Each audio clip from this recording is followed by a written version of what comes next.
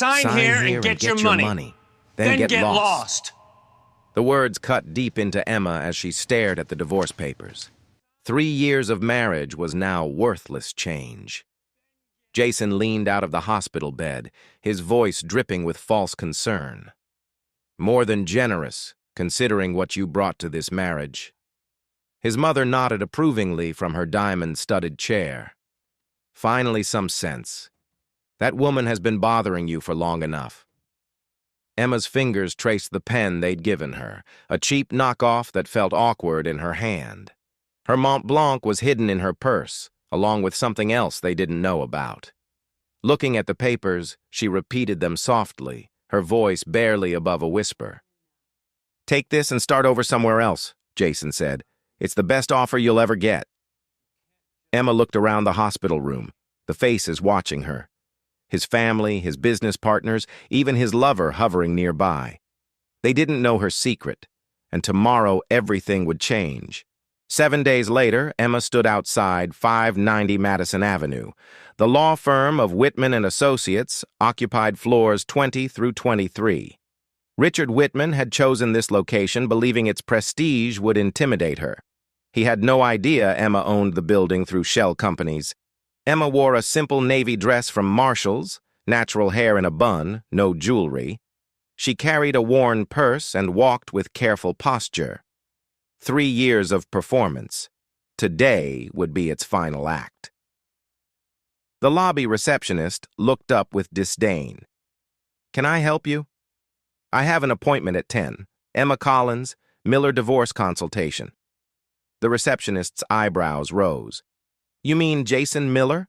She typed slowly. "I don't see you listed with an attorney." "I'm meeting with Mr. Whitman's party." A knowing smirk. "Oh, that meeting." She gestured toward uncomfortable chairs. "Wait there. They'll call you. Probably be a while." Emma sat, watching as the receptionist whispered into her phone with amusement. Minutes later, a well-dressed white couple entered. The receptionist's demeanor transformed, warm, effusive, personally escorting them to elevators. Emma waited. At 10:27, her phone buzzed. "Ms. Rodriguez. Jason, Charlotte, and Richard arrived 20 minutes ago. Private conference room with coffee. You're being left in lobby deliberately." Every slight catalogued as evidence for the reckoning to come. At 10:35, a young associate appeared. Tall, blonde, Columbia law. "Emma Collins?" He pronounced her name like testing something unpleasant. "Follow me." No apology. They rode to the 22nd floor in silence, him checking his phone. The conference room, floor-to-ceiling windows, Manhattan views, abstract art worth 6 figures. Jason sat relaxed, arm over Charlotte's chair. Charlotte wore cream Chanel, diamond bracelet catching light. Richard Whitman stood by windows, silver-haired, radiating 40 years of courtroom dominance. Emma entered quietly, taking a seat near the door. She set her worn purse on the table. Richard turned, eyes sweeping over Emma with contempt. "Ms. Collins, how kind of you to finally join us." Charlotte leaned forward. "This doesn't have to be difficult, Emma. Jason just wants to move on." Jason nodded. "You'll be taken care of, within reason." Emma folded her hands. "What does within reason mean?" Richard slid a document across. $50,000. Full release of claims to marital assets. You walk away clean. It's generous, considering your contribution. Emma picked up the document, reading slowly. Jason sighed, exchanging a look with Charlotte. "This seems thorough," Emma said quietly. "It should be," Richard replied. "I've been practicing law for 42 years. I know how to protect my clients." Emma's phone buzzed. "Ms. Rodriguez, they're rushing you. Stay calm." Charlotte stared at Emma's iPhone 14 Pro. Expensive, incongruous. "That's a nice phone. That's not the one Jason got you, is it?" "No," Emma said simply. Richard cut in. "Ms. Collins, I need a decision in 10 minutes. Sign or we proceed to litigation. Litigation will be expensive and fruitless for you." Jason stood.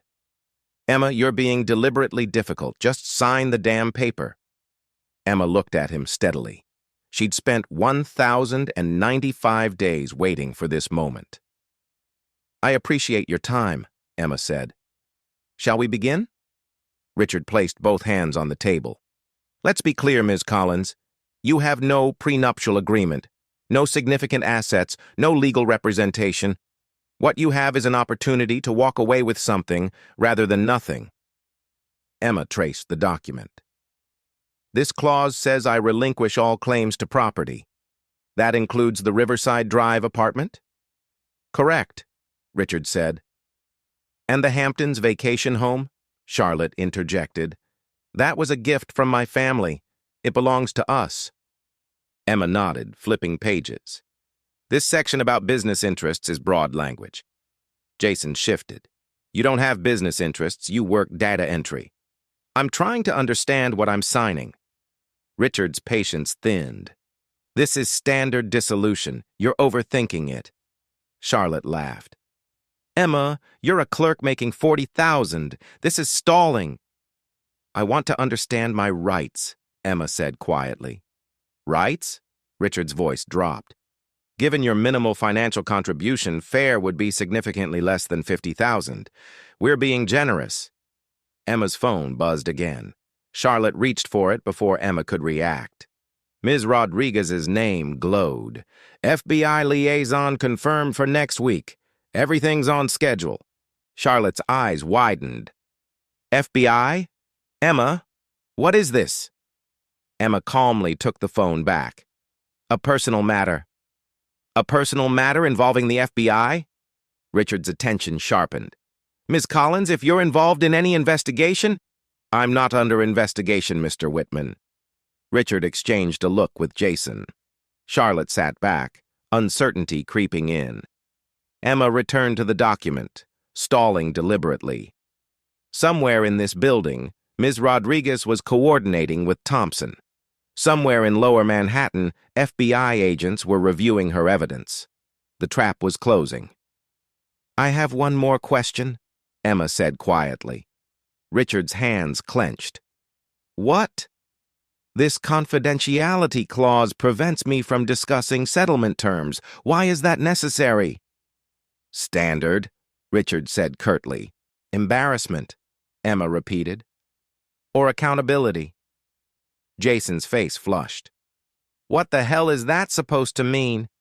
Emma folded her hands, voice calm, measured, dangerous. It means I'm starting to wonder what you're afraid I might say. What truth you're trying to silence. Charlotte stood. This is insane. Richard... I know what she's trying to do, Richard interrupted, eyes locked on Emma's. For the first time, he seemed to truly see her, not the woman he'd expected to steamroll, but someone 3 steps ahead. Ms. Collins, he said slowly, I think we need a frank conversation about what you think you know. Emma smiled, barely, coldly. I think we're about to have exactly that conversation, but not quite yet. Richard walked to the windows. When he turned, his expression had hardened. Let me be direct, Ms. Collins, he said, voice stripped of courtesy. I've practiced law for 42 years. I know exactly what we have here. Emma sat perfectly still. You're an attractive woman, Richard continued, words sounding like accusation. My son was young, impressionable. He made a mistake, confusing physical attraction with compatibility. But he's grown up now. He needs someone from his world, someone who brings value beyond other attributes. Charlotte leaned forward. What Richard is saying, and I don't know why we're being delicate, is that you don't fit, Emma. You never did. Jason's family has standing, expectations. His mother is on the Metropolitan Museum Board. She gestured vaguely. You're nice, I'm sure, but you're not one of us. One of you, Emma repeated quietly. Don't act offended, Charlotte said sharply. Jason needs someone who can stand beside him at galas, who knows how to navigate his social world. Someone with connections, money, breeding, someone like me. Jason pushed papers toward Emma. Look, this isn't working. It never worked. I thought I could overlook our differences, but I can't. Emma's fingers brushed the papers. Differences, she said softly. You mean the color of my skin? The room went quiet. Richard's expression hardened. Don't try to make this about race. That's a cheap tactic. I'm naming what's been obvious for 3 years, Emma said steadily. Oh, for God's sake, Charlotte snapped. Everything isn't about race. Sometimes people just aren't compatible. Why do you people always make it about discrimination? You people, Emma repeated. Charlotte didn't back down.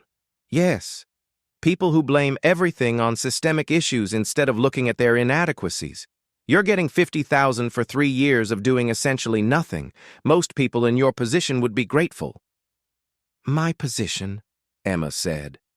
As someone with no education, no real career, no assets, yes, your position. Charlotte's voice took on a lecturing tone. Jason gave you a life you could never have afforded, and this is how you repay him? Emma finally looked up, meeting Charlotte's eyes with intensity that made her falter. I'm trying to understand the value you're placing on 3 years of my life. 3 years of being tolerated. 3 years of being looked at exactly the way you're looking at me right now. If you felt that way, you should have left, Richard interjected coldly. Jason leaned forward. Emma, you can't act like you were some victim. You had a roof, credit cards, access to my accounts. You were taken care of. Taken care of, Emma echoed. Like a pet. Richard checked his watch. Ms. Collins, we're wasting time. My hourly rate is $850. Will you sign or do we need aggressive legal action? Aggressive action, Emma said. What would that entail? Discovery, Richard said flatly. We'd subpoena your financial records, employment history, personal communications. We'd build a case demonstrating you entered this marriage under false pretenses. It would be invasive, expensive, ultimately futile. Emma reached into her purse and pulled out a single sheet. She placed it on the table, smoothing it carefully. A printout of an email from Jason to Charlotte. Can't wait until the divorce is final and we can access her settlement from the car accident. Should be at least $200K. We'll use it as down payment on the Tribeca loft. The silence was absolute. Jason's face went pale. Charlotte's mouth opened, closed. Richard stepped forward, snatching the paper. Where did you get this? He demanded. From Jason's email, Emma said calmly. The account he forgot to log out of. That's inadmissible. Violation of privacy, Richard said immediately. Is it? Emma tilted her head. I'll ask my attorney. When I retain one.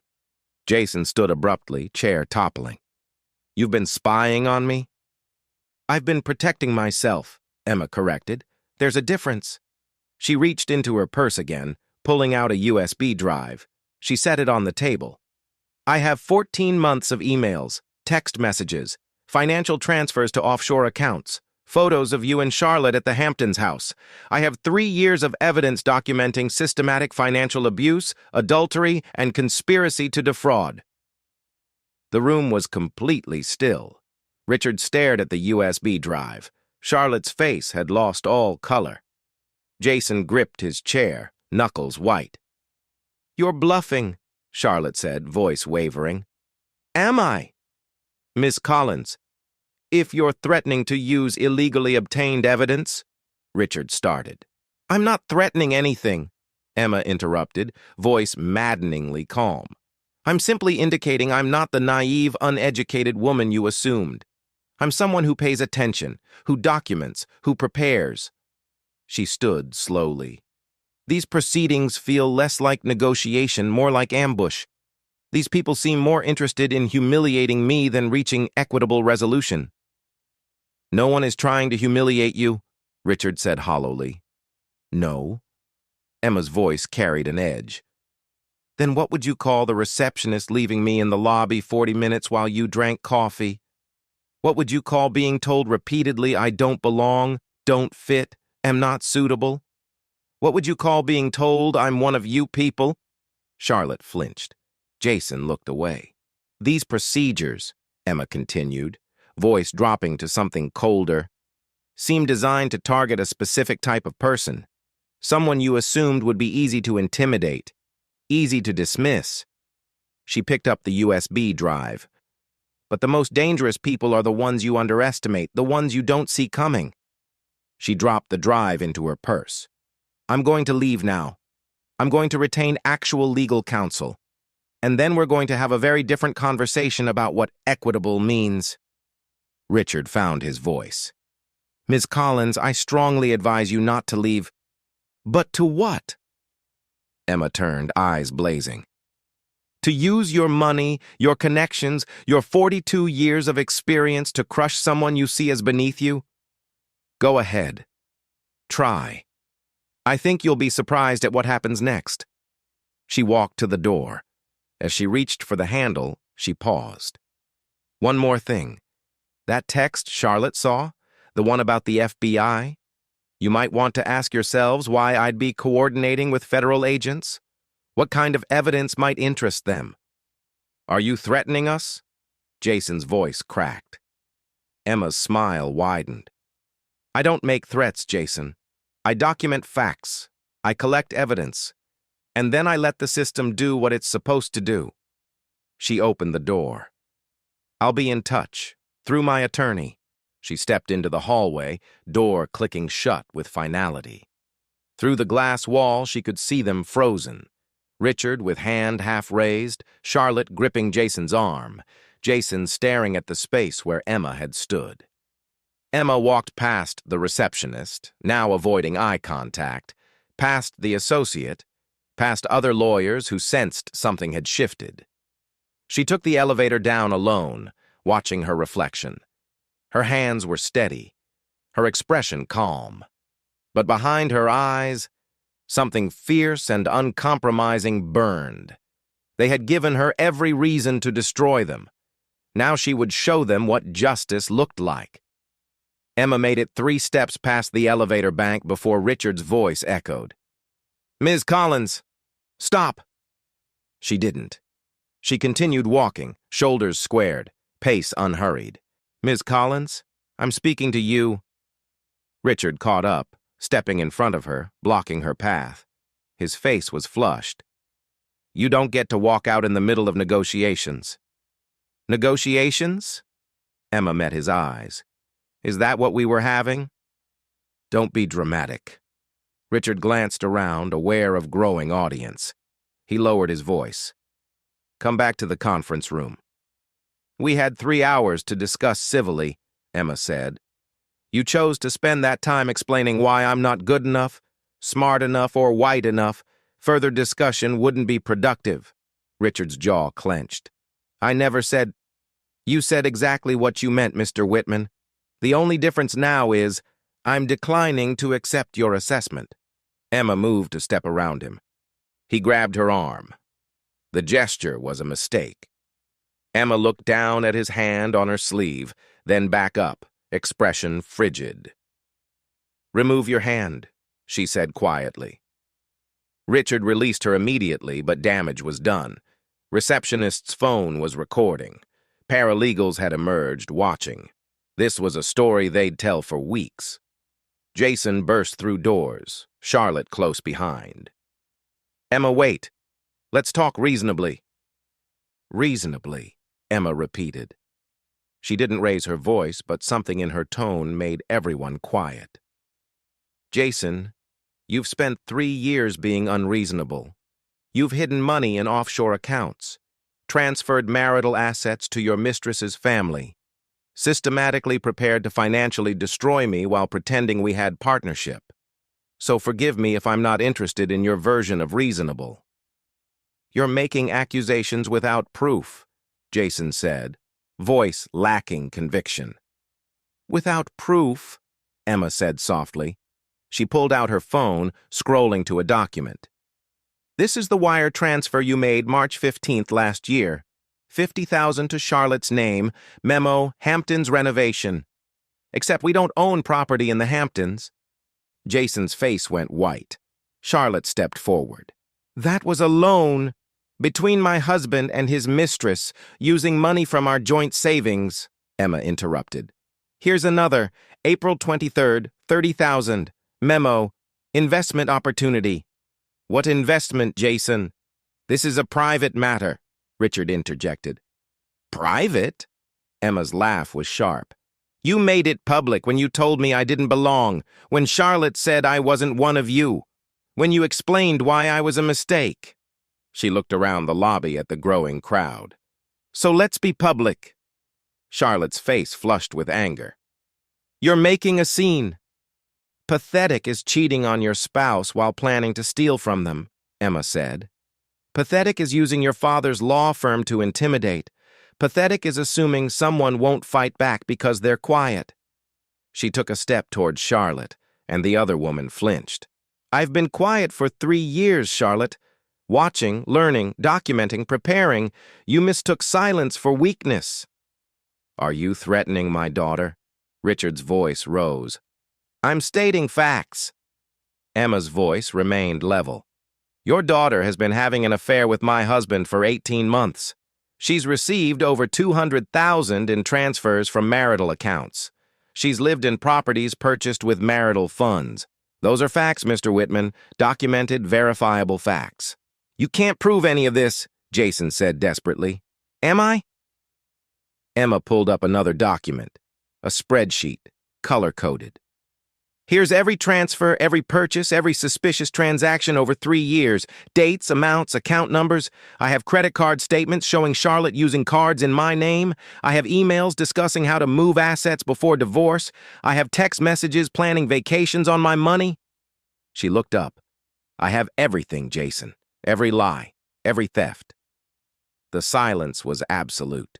Jason's voice softened, becoming pleading. Em, come on. We can work this out. You don't want to drag this through courts. The publicity, the accountability, Emma suggested. You had 3 years to be fair, Emma interrupted.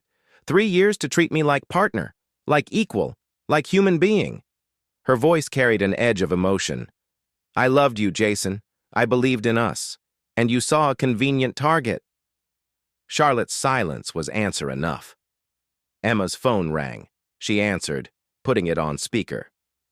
Yes? Emma, I'm in the building. Ms. Rodriguez's voice was calm, professional. I'm with Mr. Thompson from Senior Partnership. We'd like to speak with you privately. Perfect timing, Emma said, eyes never leaving Richard's face. I'm in the lobby, with Mr. Whitman and his clients. Pause on the line. I see. We'll be right down. Richard's face went pale. Thompson? Why would Marcus Thompson be involved? Maybe because he's the actual managing partner, Emma suggested. The one who makes decisions about which lawyers might be engaging in conflicts of interest or ethical violations. The elevator chimed. Doors opened, revealing Ms. Rodriguez, striking black woman in her 50s, impeccably dressed, and Marcus Thompson, tall, silver-haired.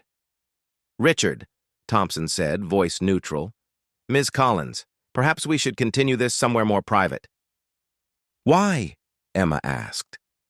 Everything said here has been public record from the moment Mr. Whitman decided to have this meeting with his daughter, who has direct financial interest in my marriage ending, present. She looked around. You all wanted to make me feel small, to demonstrate your power. Congratulations, but you forgot something. Power shifts when people realize they've miscalculated. She turned to Ms. Rodriguez. I'm ready to proceed, formally, with full legal representation and complete documentation. Ms. Rodriguez nodded. Mr. Thompson and I have reviewed your preliminary evidence. We'd like to discuss next steps, including potential criminal referrals. Criminal? Jason's voice cracked. This is a divorce. Wire fraud is criminal, Ms. Rodriguez said calmly. Financial abuse is criminal. Conspiracy to commit theft is criminal. We're looking at federal charges. Charlotte made a small sound. Jason swayed, gripping the desk. Richard's mask had shattered. You're bluffing, Richard said, but there was no conviction. Emma reached into her purse one final time, pulling out a business card. She placed it on the desk, face up. Special Agent Maria Vega, Federal Bureau of Investigation, Economic Crimes Unit. I've been working with Agent Vega for 6 months, Emma said quietly, providing documentation, building a case. You gave me that moment today. You documented your contempt, your discrimination, your certainty I was powerless, in front of witnesses, in public space. She picked up the card. Agent Vega is very interested in talking to all of you about offshore accounts, about wire transfers, about systematic theft. She paused. She's particularly interested in talking to you, Mr. Whitman, about your role in facilitating financial crimes. Richard's face had gone gray. You can't. I can, Emma said simply. I have, and now we're going to do things very differently than you planned. Charlotte found her voice. You bitch! You manipulative! Careful, Emma said without turning. Everything you say can and will be used in federal legal proceedings. I'd suggest retaining counsel. Real counsel, not your father. Someone who specializes in white-collar crime. The elevator arrived. Emma stepped inside with Ms. Rodriguez and Thompson. As doors began to close, Emma met Jason's eyes one final time. You said I brought nothing to the table, Jason. No connections, no money, no value. You were wrong. I brought something far more valuable than money. I brought patience. And the absolute certainty that truth, given enough time, always wins. Doors closed on his stricken face. Emma leaned back, allowing herself one deep breath. Ms. Rodriguez touched her arm. You did beautifully, she said. It's not over, Emma replied. No, Thompson agreed. But the hard part, facing them alone, that's done. From here, you have full resources of this firm, federal law enforcement, and truth on your side. The elevator climbed. Emma watched numbers tick upward. 3 years of silence, 3 years of enduring, 3 years of waiting for exactly this moment. Below, chaos was erupting. Videos were already going viral with hashtags like divorce abuse and law firm shame, questions being asked. And 3 people who'd spent the morning certain of their power were discovering what it felt like when that power evaporated. Emma's phone buzzed. Agent Vega. Saw the video. Moving up timeline. Can you come to field office tomorrow morning? We're ready to execute. Emma typed back. I'll be there. She looked up at her reflection. The same woman who'd entered this building 2 hours ago, plain dress, simple hair, but different now, revealed, the mask slipping away to show the person underneath. Emma Collins, CEO, tech entrepreneur, owner of a $500 million empire. And soon, the woman who brought down everyone who tried to destroy her. The next morning, 6 a.m., 3 FBI teams executed simultaneous warrants. By 6:30, all 3 were in custody. By 7, perp walks were broadcast on every news channel. Emma watched from her hotel room as the man she'd married was escorted out in handcuffs. He looked smaller somehow, diminished. Her phone rang. Agent Vega. It's done. Press conference is 10 a.m. at Federal Plaza. Are you ready? I'm ready, Emma said. The press conference was a media circus. Emma stood at the podium in tailored navy suit, natural hair styled professionally, diamond studs in her ears. Real diamonds, expensive, signaling she belonged in rooms where power was brokered. Agent Vega spoke first. Wire fraud, conspiracy to commit theft, money laundering, identity theft. Over 300,000 stolen from marital accounts over 3 years. But what makes this case unique is the extraordinary documentation compiled by Ms. Emma Collins. Every transaction traced, every email preserved, every conversation recorded legally.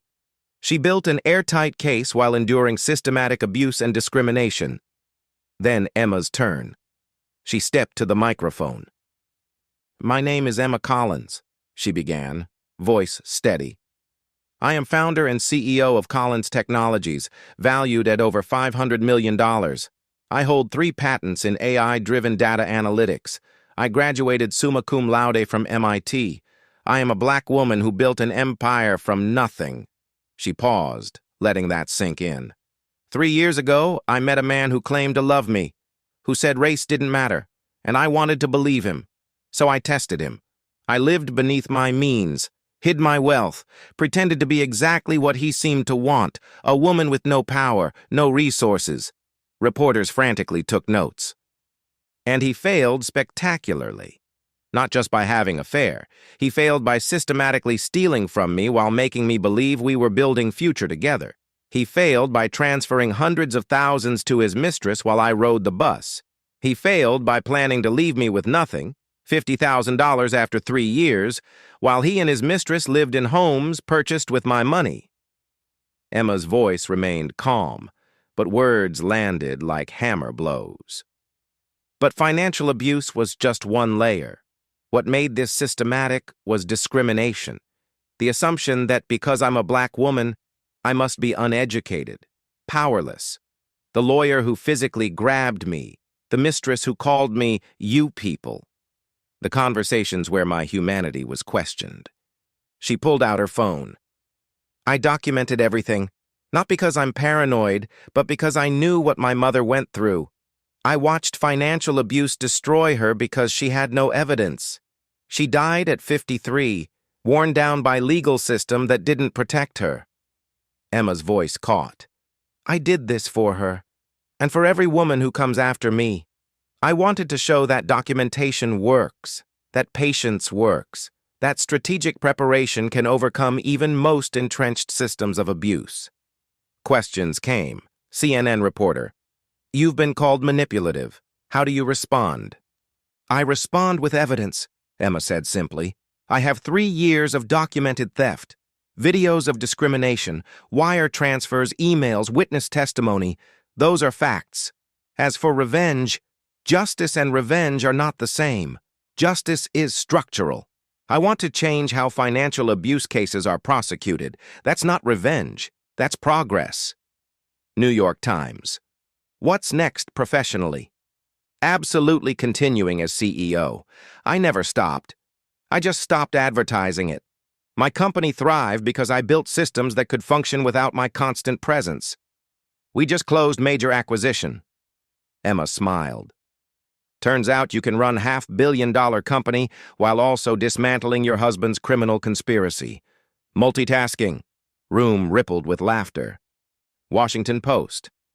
Senator Morrison invited you to testify. Will you accept?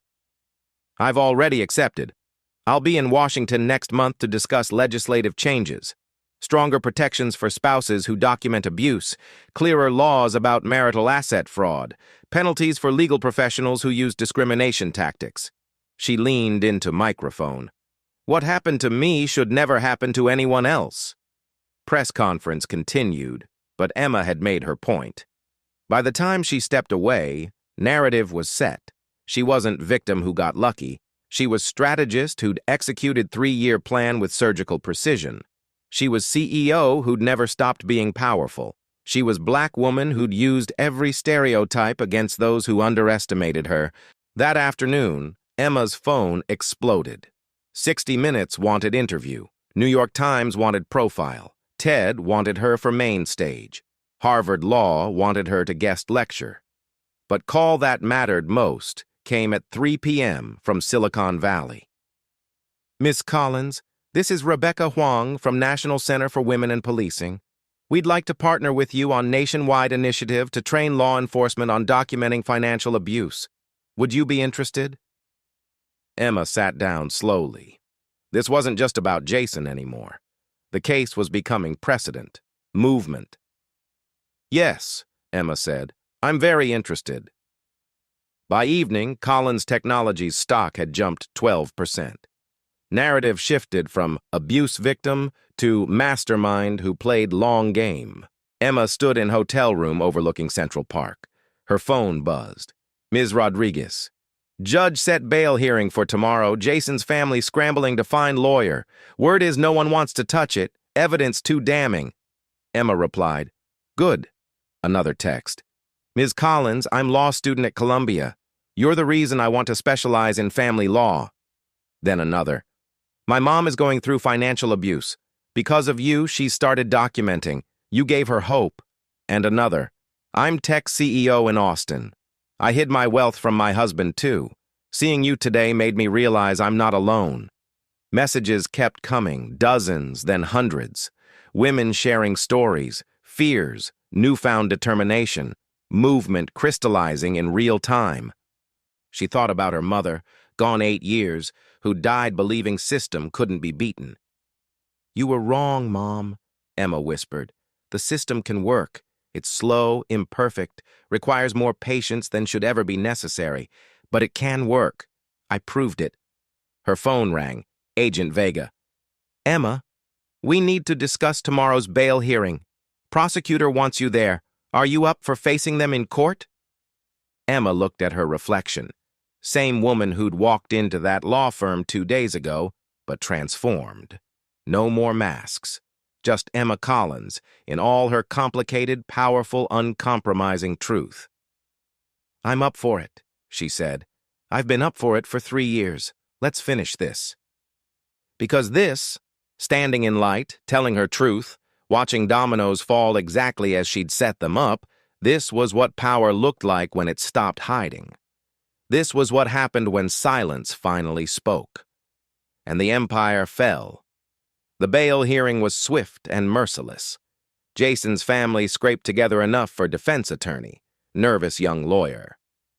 "Your Honor, Mr. Miller has no prior record, strong ties to community. He's not flight risk." "Counsel," Judge Patricia Chen interrupted, peering over glasses. "Your client transferred over $300,000 to offshore accounts in Cayman Islands, Switzerland, and Singapore. You want me to believe he's not flight risk when he's demonstrated sophisticated knowledge of international finance and asset concealment?" The lawyer fumbled. "Those were investment strategies. Investments made with funds stolen from marital accounts without spouse's knowledge. That's embezzlement."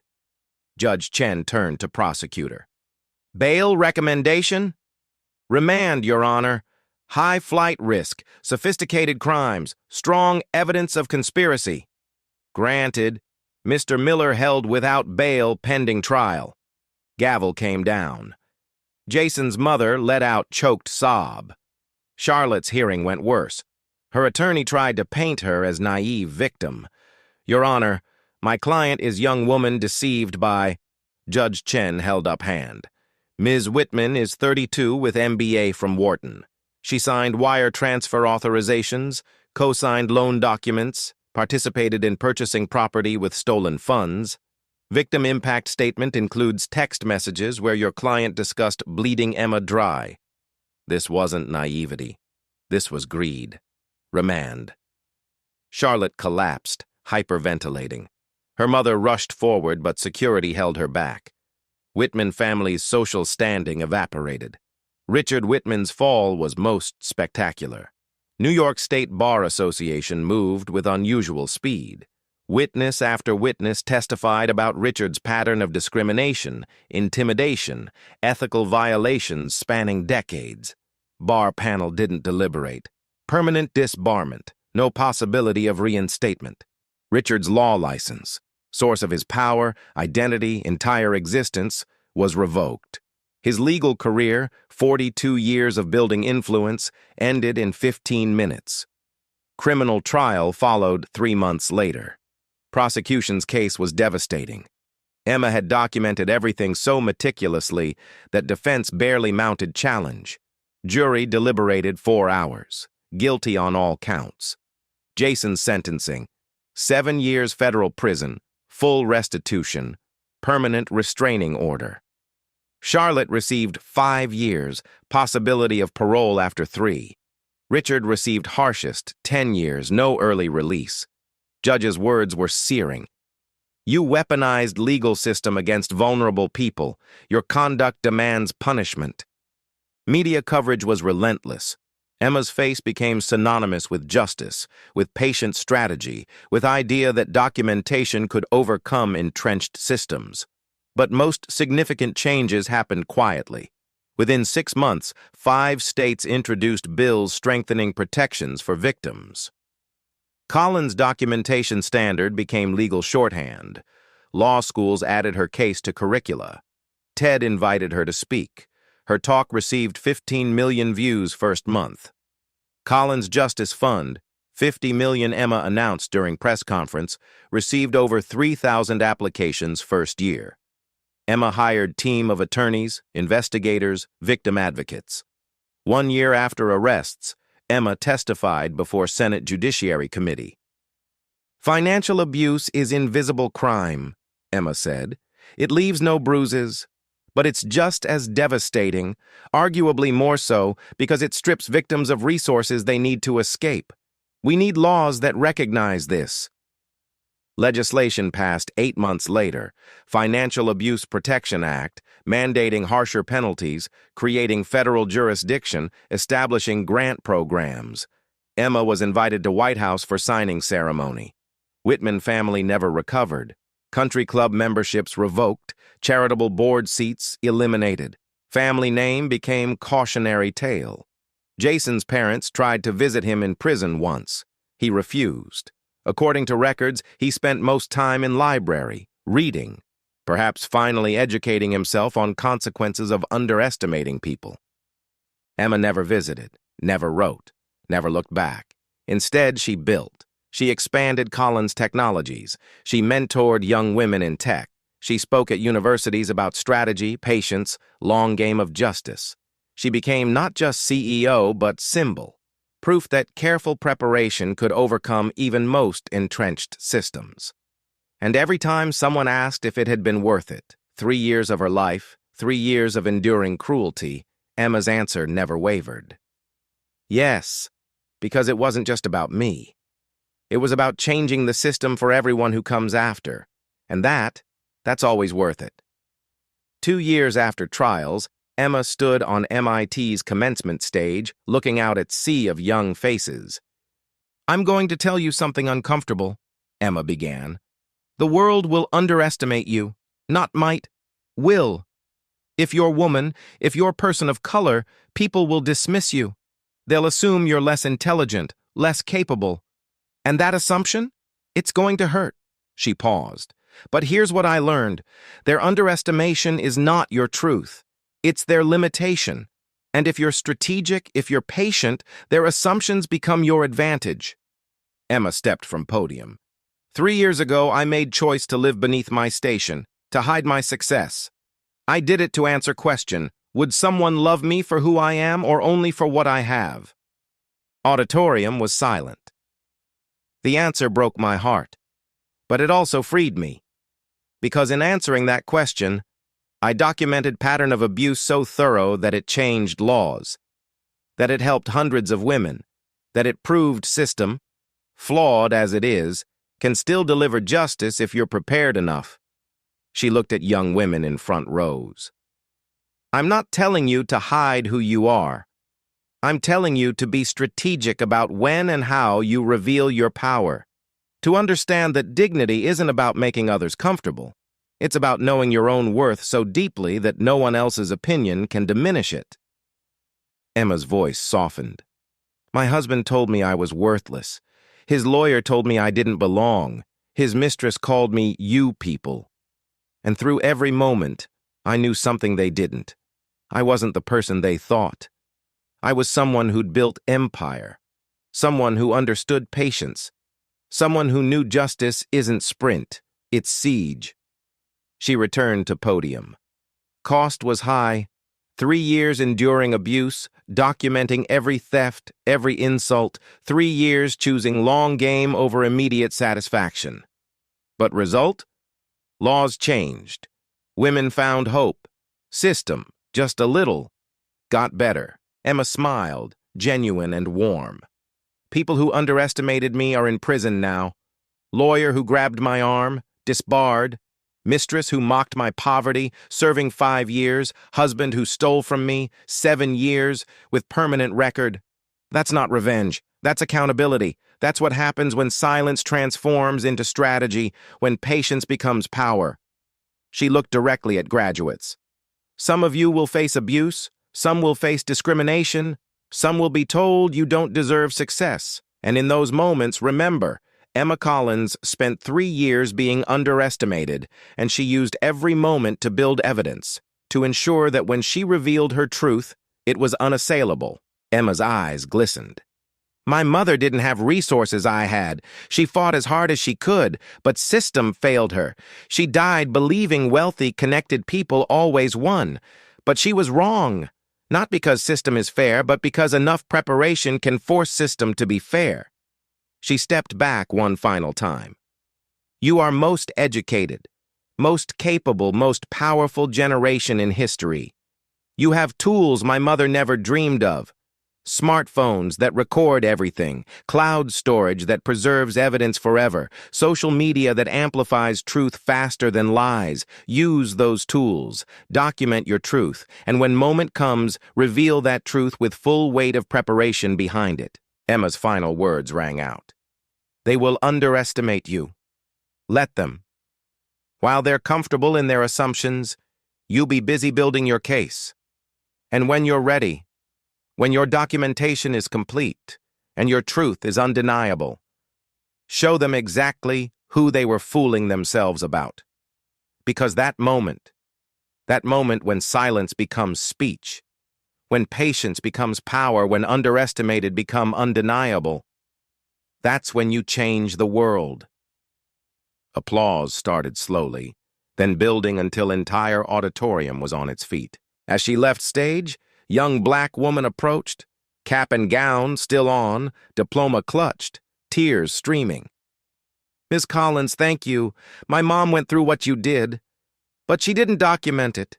She lost everything. Voice cracked. Seeing what you did, you gave her hope. You showed us that next time, we'll know what to do. Emma took her hands. Your mother survived. That's its own victory. The fact she raised daughter who graduated from MIT, that's her revenge. You are her revenge. You are proof that what they tried to destroy, she protected. Never forget that. That evening, Emma stood on balcony of her San Francisco penthouse. Sun was setting over bay, painting sky in gold and crimson, and Emma felt something she hadn't felt in 5 years. Peace. Not absence of conflict, but presence of purpose fulfilled. She'd set out to prove justice was possible. She'd succeeded beyond wildest hopes. Laws had changed. Women had been helped. System, incrementally, had gotten better. Her phone buzzed. Another message from another woman who'd found courage to document her own abuse, to believe justice was possible. Emma read it, smiled, added it to folder of such messages. Thousands now, digital testament to ripple effects of choosing truth over silence. She thought about Jason in federal prison, understanding magnitude of his miscalculation. She thought about Charlotte, learning beauty and privilege couldn't protect from consequences. She thought about Richard, stripped of law license, accountable for decades of discrimination. And she thought about her mother gone 10 years, who'd fought so hard and lost so much. I did it, Mom, Emma whispered. I proved you could win. I proved system could work. I proved patience could overcome anything. She smiled through tears. And I made sure other daughters won't have to watch their mothers destroyed. City lights began to twinkle, each one reminder that somewhere, someone was documenting abuse, preparing for their own moment of truth. Because Emma Collins had shown them the way, and that more than any verdict was justice. If you're reading Emma's story and seeing yourself, if you're documenting abuse right now, gathering evidence, waiting for your moment, know this: you are not alone, you are not paranoid, you are preparing, and preparation is difference between being victim and being victor. Collins Justice Fund exists because Emma understood not everyone has $500 million for legal battle, but everyone deserves access to tools she used: documentation strategies, legal representation, investigative support, and hope. Since launch, Fund has helped over 5,000 women escape financially abusive marriages with evidence strong enough to ensure they didn't just survive, they thrived. Your silence right now isn't weakness. It's strategy. Every screenshot you take, every transaction you note, every conversation you record legally, that's not paranoia, that's preparation. That's you refusing to let someone else write ending to your story. Emma spent 3 years being called worthless by man stealing from her. 3 years being dismissed by lawyers who thought she was too poor and too black to matter. 3 years being mocked by Mistress who thought privilege was protection. And every single one of those moments became evidence. Every insult became documentation. Every theft became federal crime. Think about that. The very people who tried to destroy her gave her everything she needed to destroy them instead. Their arrogance became her ammunition. Their contempt became her courtroom evidence. Their certainty she was powerless became foundation of their convictions. So here's your call to action. If you're in an abusive situation, start documenting today. Take photos of financial statements. Screenshot suspicious transactions.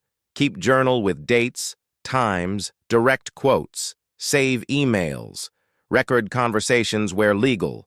Build your case one piece at a time because day will come when you need it. And on that day, you want to be as prepared as Emma was. If you're not in that situation but know someone who is, share Emma's story. Share Collins' Justice Fund. Share documentation strategies that law schools now teach. Be person who plants seed of hope in someone who thinks escape is impossible. Because sometimes difference between staying and leaving is just knowing someone else did it successfully. And if you're someone who's been underestimating people, if you've made assumptions based on race, gender, class, appearance, Emma Collins has message for you. Be very, very careful. Person you're dismissing might be documenting every word. Woman you're stealing from might own building you're standing in. Victim you're creating might be 3 steps ahead, waiting for you to incriminate yourself completely before revealing who they really are. Share this story if you believe patience is power. Share it if you know someone who needs to hear that strategic silence can be louder than screaming. Share it if you've ever wanted to see arrogance meet consequence in real time. Emma Collins proved something that can never be unproven. That documentation defeats discrimination, that preparation overcomes privilege, that strategic patience is most devastating weapon against those who mistake kindness for weakness. Her final words at MIT weren't just advice, they were warning to anyone who thinks they can abuse, steal from, or dismiss someone without consequence. Silence isn't weakness, it's strategy. And when the truth speaks, empires fall. The choice is yours. Stay silent and suffer, or stay silent and prepare. But if you choose preparation, know there's an entire community of people who survived, who documented, who won, and who are waiting to help you do same. Emma spent 3 years letting people underestimate her. And when she finally spoke, she didn't just win her case. She changed the law. She helped thousands of women. She proved that one person armed with patience and truth can take down an entire empire of abuse and privilege. Your empire might be about to fall. Are you ready to be one who pushes it? Or are you the one building evidence, documenting quietly, preparing for a moment when you reveal that everything they thought they knew about you was carefully constructed tests they failed? Because here's beautiful truth Emma discovered. People who underestimate you are giving you greatest gift possible. Time. Time to prepare. Time to document. Time to build case so thorough that when you finally reveal your truth, there's no defense, no excuse, no escape. They thought silence meant weakness. They were wrong. Silence meant she was listening, documenting, preparing. And when she finally spoke, she spoke with weight of 3 years of evidence behind every word.